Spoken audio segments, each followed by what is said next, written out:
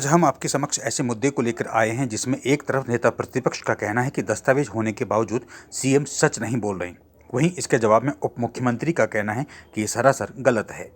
नेता प्रतिपक्ष जयराम ठाकुर ने कहा कि ये कितना दुर्भाग्यपूर्ण है कि प्रदेश के मुख्यमंत्री दस्तावेज होने के बावजूद झूठ बोल रहे हैं, जबकि पार्टी के मुखिया और उनके मंत्री मान रहे हैं कि मंदिरों से पैसा मांगा जा रहा है, लेकिन मुख्यमंत्री हैं कि हर बात को हवा में उड़ाने की आदत से बाज नहीं आ रहे हैं। जयराम ठाकुर ने कहा कि मंदिरों से मदद करने का आधिकारिक दस्तावेज पूरे देश ने देखा। मंदिरों में हुई ट्रस्ट की बैठकों की खबरें हर मीडिया में आई। वहीं पार्टी की अध्यक्ष कह रही हैं कि पैसा मांगा गया है, मंत्री कह रहे हैं कि मांग लिया है तो गलत क्या है, लेकिन मुख्यमंत्री कह रहे हैं कि उन्होंने कोई पैसा मांगा ही नहीं। इसका मतलब मुख्यमंत्री खुलेआम झूठ बोल रहे हैं। लेकिन यहाँ पर सबसे बड़ा सवाल यह है कि मुख्यमंत्री पैसा मांगने के बावजूद झूठ क्यों बोल रहे हैं। झूठ बोलने के लिए उन्हें माफ़ी मांगनी चाहिए। जयराम ठाकुर ने कहा कि 2 साल के कार्यकाल में कांग्रेस सरकार और मुख्यमंत्री की प्राथमिकता में आम जनमानस कहीं नहीं है और न ही उनके हित के लिए किसी भी काम में सरकार द्वारा कोई तत्परता दिखाई गई है। जयराम ठाकुर ने कहा कि 2 साल के कार्यकाल में कांग्रेस सरकार और मुख्यमंत्री की प्राथमिकता में आम जनमानस कहीं नहीं है और न ही उनके हित के लिए किसी भी काम में सरकार द्वारा कोई तत्परता दिखाई गई है। जयराम ठाकुर ने तो यहाँ तक कह दिया कि वर्तमान सरकार का सारा ध्यान अपने मित्रों, सलाहकारों और मुख्य संसदीय सचिवों पर है। इन सभी पर धड़ल्ले से करोड़ों रुपए लुटाए जा रहे हैं। सुक्खू सरकार सिर्फ केंद्र सरकार के द्वारा भेजे जा रहे पैसे का दुरुपयोग कर रही है। मिनरल स्टडी सर्कल धर्मशाला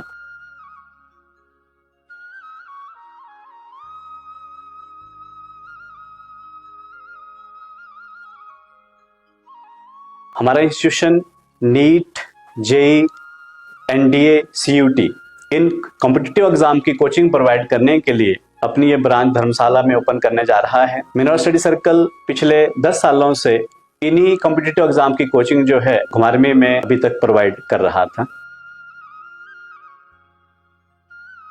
हमारे इंस्टीट्यूशन में जो ऑफलाइन टेस्ट सीरीज है नीट की और जेई मेन की, वो 17 फरवरी से शुरू होगी और जो क्रैश कोर्स है वो 3rd वीक ऑफ मार्च से शुरू होगा, जेई का भी और नीट का भी। उसके बाद जो 9th 10th की क्लासेस हैं वो हमारी 1st वीक ऑफ अप्रैल से शुरू होंगी और जो बच्चे एनडीए की कोचिंग लेना चाहते हैं वो भी 1st वीक ऑफ अप्रैल से ही हमारे पास क्लासेस उसकी रन हो जाएंगी।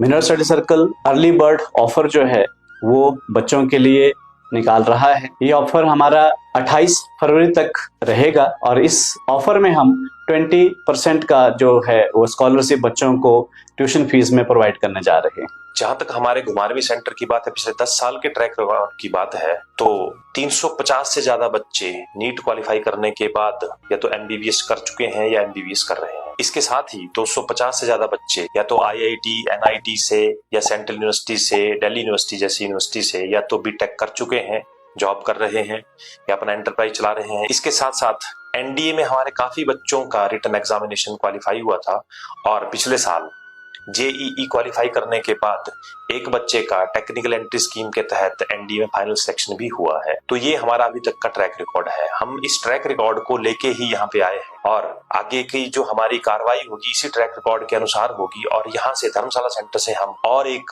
अच्छी सी और इससे बेहतर एक सफलता की वार्ता लिखना चाहेंगे।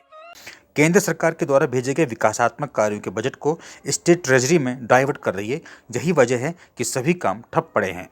जयराम ठाकुर ने कहा, जहां मित्र मंडली की बात आती है तो सरकार मिनटों में करोड़ों रुपए का प्रबंध कर लेती है, लेकिन आम हिमाचली के हित का मामला होता है तो सरकार विपक्ष और केंद्र सरकार को कोसेगी। हिमाचल प्रदेश सरकार बहुत अजीबोगरीब फैसले लेने के लिए पूरे देश भर में चर्चित हो चुकी है।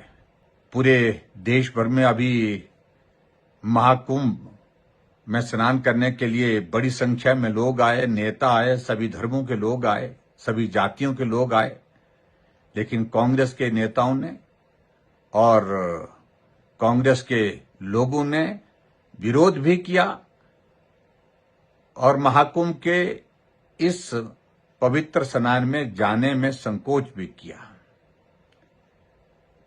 एक तरफ सनातन का विरोध कर रहे हैं और दूसरी तरफ देखिए परिस्थिति ऐसी है कि हिमाचल प्रदेश में सरकार ने हाल ही में एक फैसला लिया है कि सरकार के पास पैसे नहीं है।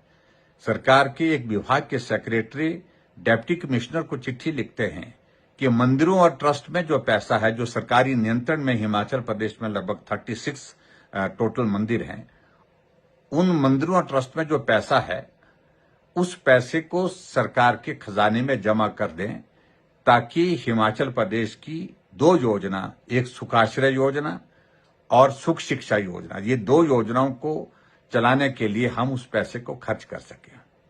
मैं समझता हूं ये बहुत दुखद है, दुर्भाग्यपूर्ण है। कभी भी किसी भी सरकार ने मंदिर और ट्रस्ट का पैसा लेकर के सरकार की योजनाओं के लिए खर्च नहीं किया है। जब भी पैसा अगर मंदिर ट्रस्ट से अगर लिया गया है तो कोई आपदा आ गई, जैसे कोविड का दौर था, जैसे बाढ़ बरसात के कारण बहुत बड़ा नुकसान हुआ, लोगों की जिंदगी चले गई, उस वक्त मदद करने के लिए मुख्यमंत्री राहत कोष में मदद अगर मंदिरों और ट्रस्ट से ली जाती वो समझ में आती है। सीएम रिलीफ फंड में गरीब लोगों के इलाज के लिए, गरीब लोगों की मदद करने के लिए पैसा लिया जाता है, वो समझ में आती है। लेकिन सरकार की बजटेड योजनाओं को चलाने के लिए मंदिर ट्रस्ट से पैसा लेने के लिए आदेश ही नहीं करना, आदेश के अलावा बार बार फॉलोअप किया जा रहा है कि जल्दी पैसा भेजो, जितना भी पैसा है भेजो। ये मैं समझता हूं कि हैरान करने वाला फैसला है। एक तरफ सनातन का विरोध, एक तरफ सनातन को गालियां, और एक तरफ सनातन में जो आस्था रखते हैं, श्रद्धा रखते हैं, उनके खिलाफ टिप्पणियां करना कांग्रेस के नेताओं का, और उधर मंदिर से लेकर के सरकार खर्चा चलाने के लिए पैसा मांग रही है। दुर्भाग्यपूर्ण है, और मुझे लगता है कि इस फैसले का विरोध होना चाहिए, और हम तो विरोध करेंगे ही करेंगे। किसी भी योजना के लिए नहीं लिया गया तो उसमें ये योजनाएं भी आती हैं। सुखाश्रय तो एक बजटेड योजना है, नोटिफिकेशन जारी की गई है। नहीं, ऐसा है कि जो हमारा मंदिरों का कानून है उसमें एक जो है पहलू है कि उसमें ये कहा गया है कि गरीब लोगों की सेवा के लिए अगर कहीं मंदिर देना चाहें, वो भी अपनी स्वेच्छा से, तो वो दे सकते हैं। तो ये तो मंदिरों की ट्रस्टों को फैसला करना पड़ता है, मंदिरों को खुद फैसला करना पड़ता है। लेकिन हिमाचल प्रदेश सरकार ने कोई पैसा किसी मंदिर से ना लिया है, और मैं आपको आश्वस्त करना चाहता हूँ ना लेंगे। मैं आपको जब ये कह रहा हूँ ना लिया है ना लेंगे, बिल्कुल स्पष्ट बात है। मंदिरों का विभाग मेरे पास है, और मैंने आपको स्पष्ट तौर पे कह दिया ये राजनीतिक मुद्दा है। राजनीतिक तौर पे इसको आउट ऑफ प्रपोर्शन ब्लो किया जा रहा है।